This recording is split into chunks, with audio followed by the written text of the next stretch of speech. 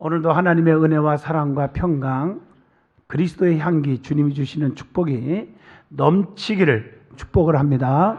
오늘 히브리서 11장 1절로 3절을 통해서 참 믿음과 거짓 믿음 하는 제목으로 은혜를 나누고자 합니다. 여러분, 기독교는 믿음의 종교입니다. 도 닦는 종교, 고행하는 종교, 수양하는 종교, 이런 종교가 아닙니다. 기독교는 믿기만 하면 하나님이 위에서부터 능력, 구원, 축복을 내려주시는 거예요. 그래서 믿음도 참 중요한데 믿음의 종류도 많아요. 성경에 참 믿음, 거짓 믿음 있듯이 산 믿음, 죽은 믿음, 큰 믿음, 작은 믿음, 기적을 이루는 믿음, 종류가 참 많습니다. 특별히 산 믿음과 죽은 믿음 잘 아시잖아요. 하나님은 참 곧 진실을 좋아하시며 거짓을 싫어해요. 저도 이렇게 목회하고 전국에 부흥회를 다니면서 보면요, 다들 목사님들의 그 고백도 마찬가지예요. 성도들을 보면 그 거짓이 있는 사람들은 처음에는 인기가 있고 사람이 따르는 것 같아도 얼마 안 가서 다 들통나고 사람이 다 떠나고요. 그리고 그 거짓이 있는 분들이 잘 되는 일을 못 봤다는 거죠. 진실한 사람은 처음에는 왕따 당하는 것 같고 좀 인정을 못 받는 것 같아도요, 나중에는 하나님의 은총이 있고 성도들에게 인정받고 존경받는다는 거죠. 하나님도 진실을 원하십니다. 그래서 믿음도 말꾼 믿음, 구경꾼 믿음보다 하나님께서 좋아하지 않지만 그건 일꾼 믿음을 좋아하신다는 거.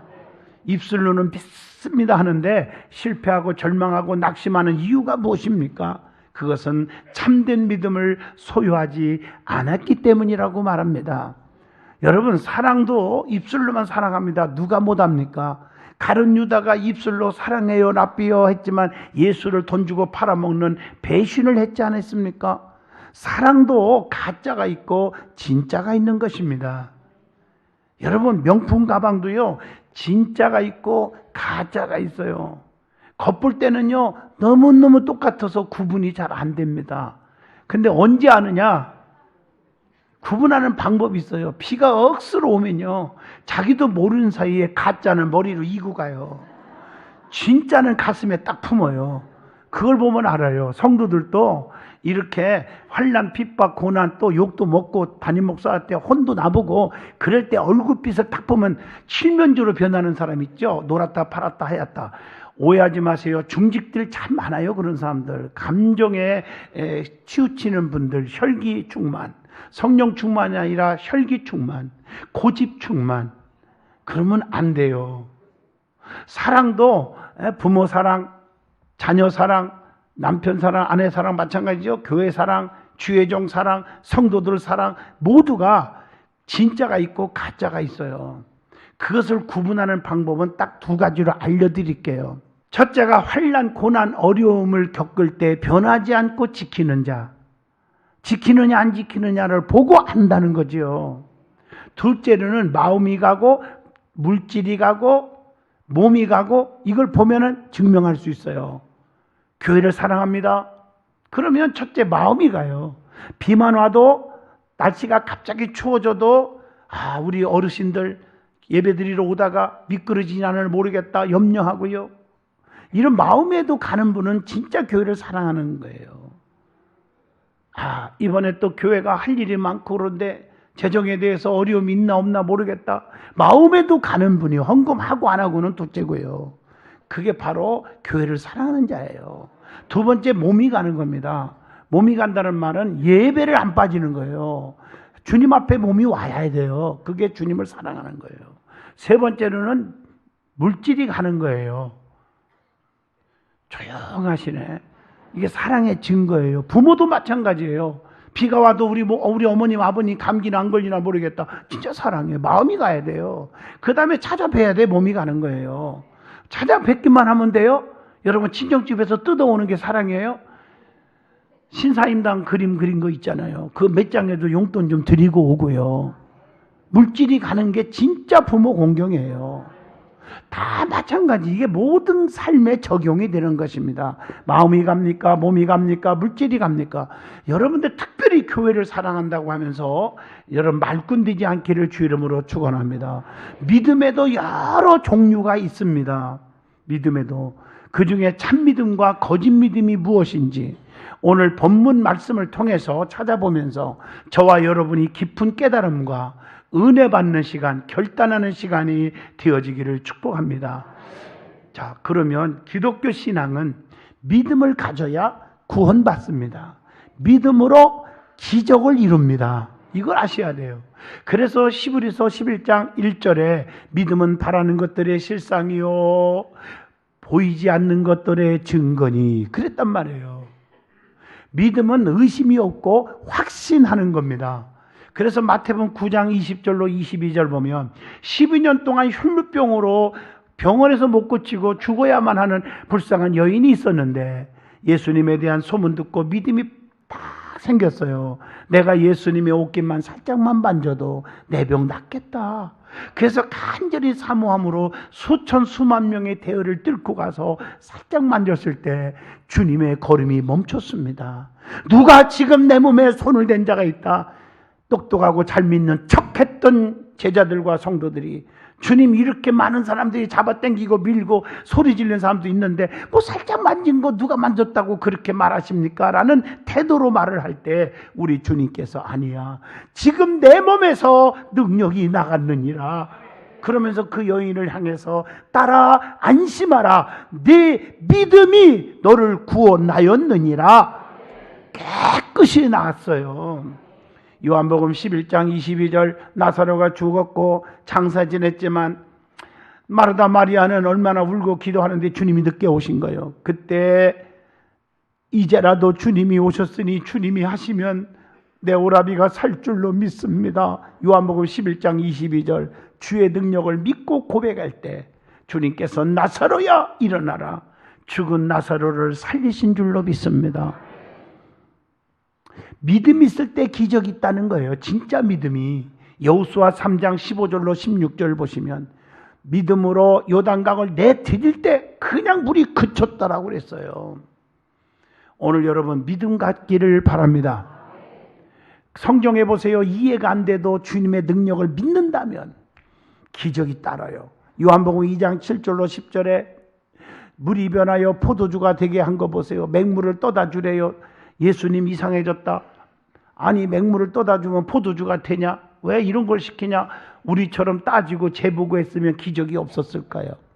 주님의 능력을 믿고 순종했더니 맛 좋은 포도주로 바뀌어졌습니다. 출애굽기 17장 6절 이스라엘 백성들이 목이 마르다고 아우성 칠 때 주님 앞에 기도합니다. 모세가. 그랬더니 하나님께서 모세를 향하여 반석을 치라고 할 때 모세가 우리들처럼 생각으로 아니 하나님 이상하시지 바위덩이에서 어떻게 하려고 치라고 그래. 그랬으면 기적이 없었을 거예요. 믿음으로 쳤더니 샘물이 터져 나왔다고 출애굽기 17장 6절에 말씀합니다. 여러분 하나님께서는 여기 계시다는 사실을 믿는 것이 하나님을 기쁘시게 하는 거라고 히브리서 11장 6절에 말씀하고 있습니다. 믿음은 순종하는 것이고 순종할 때 표적과 기적이 따릅니다.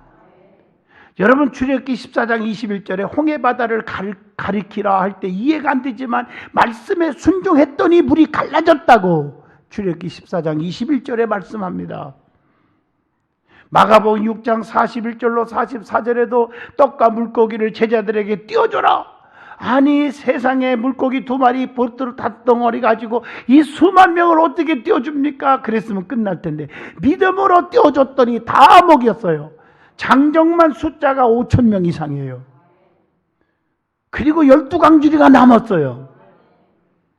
여러분 하나님께서 원하지 않으시는 곳에서 떠나라 할 때 이해가 안 되잖아요. 하나님 원하지 않는 곳이 뭐예요? 악한 생각, 악한 자리는 원하지 않았거든요. 순종하면 복 받는 일이 생기더라고요. 그래서 시편 1편에 복 있는 사람은 악인의 길을 쫓지 아니하며 죄인의 길에 서지 아니하며 오만한 자리에 앉지 아니하며 오직 여호와의 율법을 주야로 묵상하는 자로다. 남을 쑥덕거리고 남을 중상모략하고 헐뜯고 비판하고 쑥덕대고 이런 자리에 앉지 아니하는 것이 주님이 원하시는 거예요. 그래서 창세기 12장 1절로 3절에 아주 정들었던 고향이지만 갈대우를 떠나라 아브라함에게 했을 때 그 자리를 거기는 우상이 득실거리는 곳이기 때문에 떠났을 때 믿음의 조상, 복의 근원, 자손의 축복, 물질의 거부가 될 수가 있었다는 것입니다. 창세기 19장 29절로 30절 보면 롯과 두 딸도요 죄악으로 꽉 차있던 소돔과 고모라에서 소할 땅으로 나오라 순종해서 구원받았지만 롯의 두 사이는 그 말씀을 농담히 여기다가 유황불의 심판을 받았고 창세기 19장 14절에 창세기 19장 26절에 보니까 롯의 처는 불순종하여 뒤쳐다보다가 세상의 미련을 버리지 못하고 뒤쳐다보다가 소금 기둥이 되는 비극을 맛봤다는 사실을 여러분 잘 알지 않습니까? 여러분 믿음을 소유하면 작은 것 가지고도 하나님이 크게 쓰시는 줄로 믿습니다. 여러분 아셔야 돼요. 그래서 우리가 내 모습 이대로 주받으시옵소서. 배웠으면 배운 대로, 못 배웠으면 못 배운 대로, 가졌으면 가진 대로, 못 가졌으면 못 가진 대로 헌금을요 수백억을 하는 게 중요한 게 아닙니다. 단돈 10,000원을 해도 솔직히 라면 하나 끓여 먹을 돈이 없는 분이 10,000원을 했다. 그것은 100억보다 크다는 거죠. 하나님은 형편사정 정확히 보시고 계시거든요. 내가 헌금을 많이 했다고 목에 힘줄 것도 없어요. 정말 많이 한 사람이 10,000원 한 사람보다 적을 수 있어요. 하나님이 보실 때. 성경을 보세요. 지극히 작은 거 가지고 하나님은 전능자고 부자의 하나님이니까 그걸 가지고 오병이어의 기적을 일으키잖아요. 어린아이가 보리떡 5덩어리 물고기 2마리 혼자 먹어도 현찬한 도시락이라고요. 그걸 주님께 드렸을 때 요한복음 6장 9절 주님이 축사하시고 띄어져라 할 때 기적이 일어났잖아요. 사사기 15장 14절로 17절 보면 삼손도 나귀 새 뼈다귀로 나귀 뼈다귀 가지고 그 보잘것없는 거 가지고 그냥 하나님이 쓰시잖아요. 원수들을 다 때려 부숴버리잖아요. 모세야 모세야 네가 선 곳은 거룩한 땅이다. 네 발에서 신을 벗어라 그랬죠. 사명 줄 때. 그러면서 네가 가지고 있는 것이 무엇이냐? 지팡이입니다. 사실은 모세는 아무것도 없어요. 그런데 지팡이는 뭐냐? 40년 동안 이두류의 양무리를 쳤어요. 즉 양떼를 치는 막대기예요. 이것밖에 없어요. 이걸 내놨더니 세상에 뱀이 되고 다시 잡으라 했더니 60만이 따라오고 홍해바다 가르고 반석에서 샘물 터져 나오는 권능의 지팡이로 쓰시더라고요. 가진 것 가지고 주님이 쓰시는 하나님. 지극히 작은 것 가지고 하나님은 크게 기적을 주시더라는 거죠.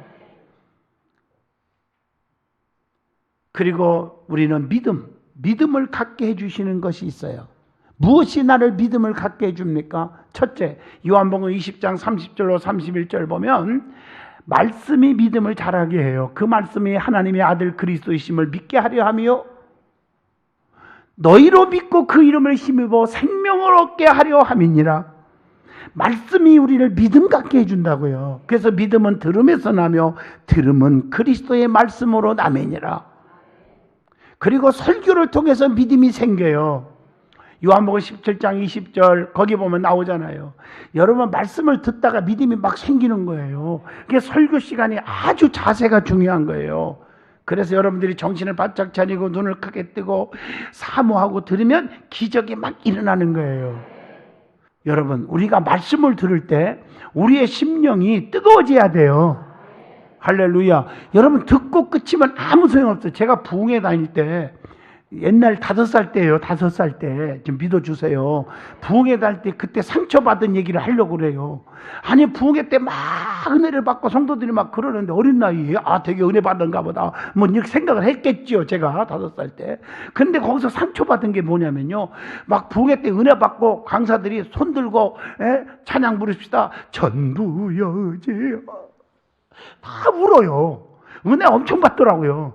그런데 문 열고 나가면서 검은 고무신 신고 와서 흰 고무신 바꿔 신고 가고요. 그 다음날 또 와서 또 천부여 의지 없어서 회개한다고 하는데 또 나가면서요. 헌털신 신고 와서 새털신 바꿔 신고 가고요. 내가 어릴 때 그걸 보고 상처받은 게 지금도 상처가 아물지를 안 했어요. 이게 저와 여러분의 모습이 아닌가 생각을 해봅니다. 은혜 받았으면 결단을 해야 돼요. 말씀 들었으면. 그 다음에 세 번째, 기도를 통해서 믿음이 생깁니다. 누가복음 22장 32절, 내가 너를 위하여 네 믿음이 떨어지지 않기를 기도하였느니. 기도를 통해서 믿음이 생겨요. 기도 안 하면요, 바쁘다고 안 하면 절대 믿음 안 자라요. 그리고 전도를 통해서 믿음이 생겨요. 로마서 10장 13절로 15절. 전도해보세요. 그렇게 기쁨은 해본 사람만이 알아요. 한 생명이 천하보다 귀한데요. 그러면 믿음을 가지면 어떤 유익이 옵니까? 하는 얘기입니다. 유익이 와요. 첫째, 구원을 받아요. 요한복음 3장 16절, 사도행전 16장 31절 아시잖아요. 주 예수를 믿으라. 그리하면 너와 내 집이 구원을 얻으리라.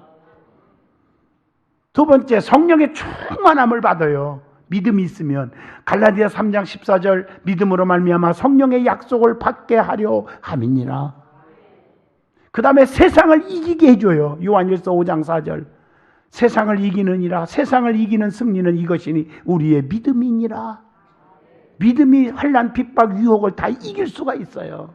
고난을 이길 수가 있어요. 그래서 믿음 갖자는 거예요. 네 번째, 에베소 6장 16절, 마귀, 사탄, 귀신을 다 이길 수가 있어요. 물리칠 수가 있어요. 믿음 있을 때. 그리고 기도의 응답을 하나님이 주신다는 거. 마가복음 11장 24절, 무엇이든지 기도하고 구하는 것은 받은 줄로 믿으라. 그리하면 너희에게 그대로 되리라. 참 중요하지요.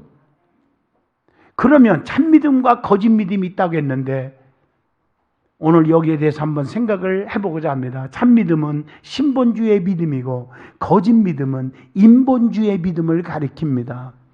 여러분, 거짓 믿음은 인본주의 믿음이라는 거 잊어먹으면 안 됩니다. 이걸 신념적 거짓 믿음이라고 그래요. 오늘 여러분들이 신앙과 신념을 구분 못하는 분들이 많아요. 교회 안에. 신앙이 뭡니까? 믿으신 우러러항, 전능하신 하나님, 생사화복을 주관하시는 하나님을 믿고 그분을 우러러봐, 그분을 바라보고 그분의 뜻대로 살고, 그게 믿음이에요. 신앙인이에요. 그러나 신념은 인간의 마음에서 우러나오는 자기의 의지요, 생각이요, 자기의 지혜입니다. 신념은 내가 이렇게 하면 될 것이다 하는 기대감 속에, 기대예요. 기대감 속에 자기 마음에서 나오는 자기의 생각입니다. 그렇기 때문에 신념을 가지면 잘 되는 수도 있지만 잘못되는 사람도 있잖아요. 예를 들어볼까요? 여러분들이 우리 고양시에서 터미널에서 버스를 타고 부산을 갑니다. 그러면 여러분들이 딱 탔을 때 다들 보면 거의 주무시더라고요. 왜? 믿잖아요. 저 기사 아저씨가 나를 무사히 부산까지 데려다 줄 거다. 믿는 거예요. 그 믿음이 아니라 그건 신념이에요. 맞잖아요. 만약에 대전쯤 가가지고 낭떠러지에 떨어져가고 죽는다 그러면 누가 그 버스를 타겠어요? 그렇죠? 믿으니까 타는 거지. 그 믿음은 신념적인 거예요.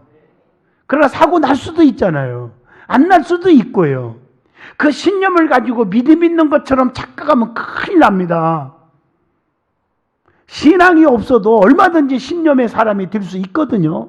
근데 믿음으로 착각하니까 문제지요.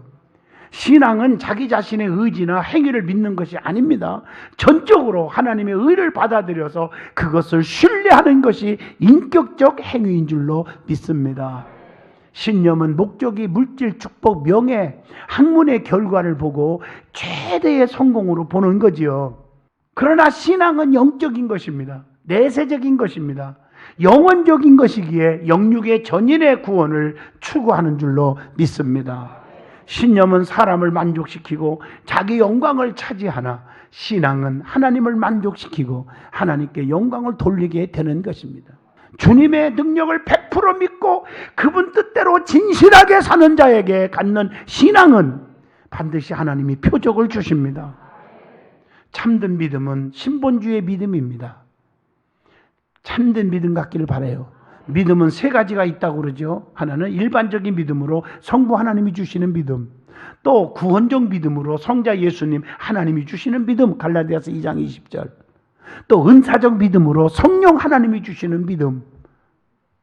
참 믿음은 하나님과 동행하는 거예요. 시편 73편 28절에 보면 하나님께 가까이 함이 내게 복이라. 요한복음 15장 5절 너희는 나를 떠나서는 아무것도 할 수 없다.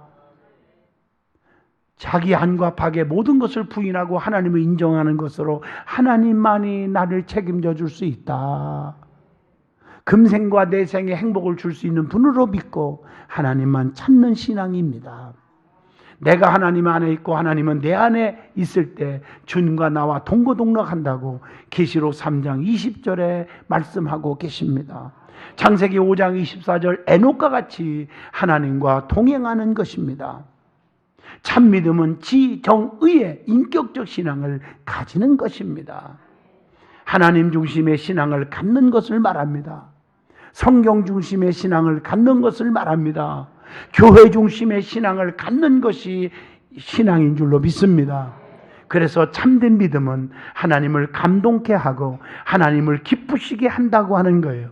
히브리서 11장 6절의 말씀입니다. 주님의 능력을 전적으로 믿는 믿음이 하나님의 마음을 감동케 할 줄로 믿습니다. 맹인 거지 바디메오 주님의 능력을 100% 믿기에 더욱더 소리지르며 기도했을 때 눈이 떠졌잖아요. 마가복음 10장 46절로 48절의 말씀 말입니다. 12년 동안 혈루병 환자도 확신하는 믿음이 그를 살렸잖아요. 마태복음 9장 20절로 22절.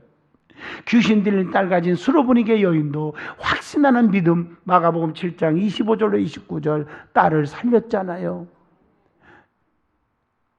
뽕나무까지 올라간 사케오의 믿음이 누가복음 19장 3절로 6절 아브라함의 자손의 축복을 주셨잖아요.